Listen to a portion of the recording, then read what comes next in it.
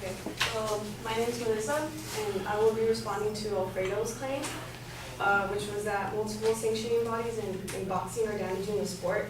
So to define what sanctioning bodies is that boxing has four main organizations, which is IBF, WBA, WBC, and WBO, and each one has 17 divisions with one number one champion, so it means four main belts, which leads into multiple champions. So he had two secondary claims, one being that multiple championships make fighters and bouts less credible, and two, that without undisputed champion, boxing entertainment suffers. So on to his first claim. He mentioned that best boxers aren't fighting the best. Well, because there's so many like winners, I guess, and not everyone gets to fight each other. But I mean, there's a reason why. According to Fight Club, a fitness facility complex, which revolves around boxing, kickboxing, and martial arts, stated that the growing boxing popularity inspired the boxers' weight groups classification formulation. The fact that the boxer who weighed more had an advantage over the less weight opponent served as a basis for that. So it's not that they just don't want to like fight each other. I'm pretty sure they do, but it's just that it won't be fair for the number one champion to be the one that weighs more. So weighing more, it does have an advantage in beating the one that weighs less. And he also mentioned that there's no lineal champion. Lineal champion pretty much means number one, like top number one. And he mentions one of his evidence states that is by Dan Culp, an analyst, saying that sanctioning bodies will never order their champion to fight another organization's champion. Well, this evidence is kind of flawed. This analyst says that sanctioning bodies will never order their champion to fight, but these actually do happen. According to iSports Boxing, a website dedicated to sports, champions under different sanctioning bodies often fight in what is known as a unification bout, and such bouts generally market well to the public. So an example was given by a professional writer and producer, Luke Miller. He stated that David Lumiex recently participated in a unification fight with Gennady Golovkin. Lumiex, who held the IBF World Middleweight Championship, fought Golovkin, the WBA Super World Middleweight Champion. And as he was deemed the primary champion, the unification took place, and this fight had about 150,000 views. So sanctioning bodies champions do fight each other. It doesn't happen often, but there are times where two main organizations will agree on letting their champions fight each other to give up their belt.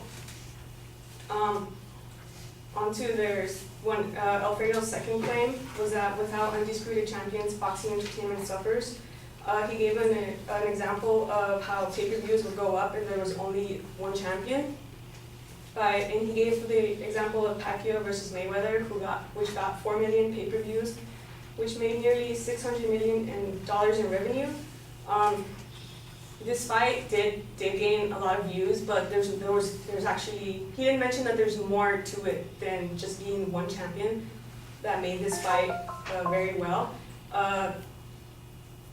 According to Nicholas Celis, a lecturer in sports economics, stated that when Floyd Mayweather and Manny Pacquiao meet, it is expected to be the highest grossing boxing match in history, and he was right, and he listed a few reasons why. One, he said that the media plays a significant role. They stress the opposition between the two boxers.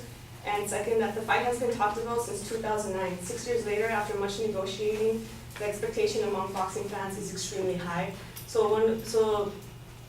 although they're one of the two biggest best fighters, that's not really the reason why this fight made so much money and had so many views. It's also because this fight has been talked about for so many years, and a lot of fans do anticipate and they want it to happen. So when it did happen, they tuned in and they watched the fight, and that's it. That'd be it. Thank you.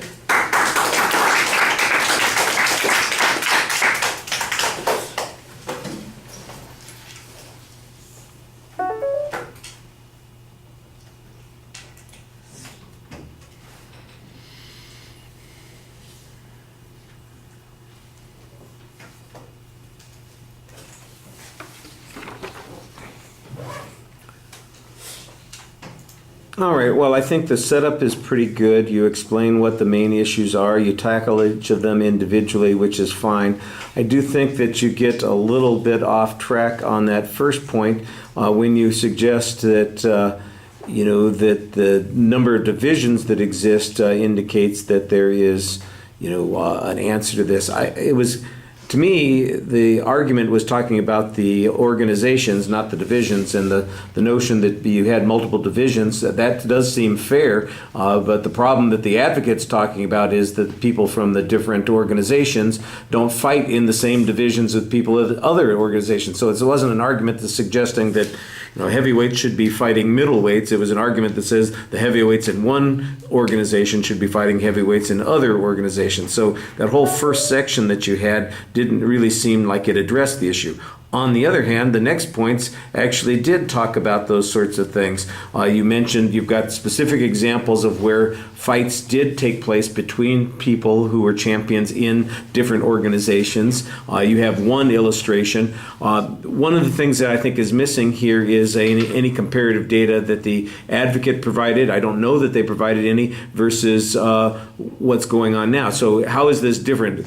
He suggested that it's multiple organizations that have kind of diluted this sort of thing. So do we have fewer people with these unifying championship fights? You seem to acknowledge that they don't happen that often. I don't remember what the advocate's evidence was on that particular point. I think you might be giving them a little bit more credit than they deserve, but I did like the counterexample that you had on that point.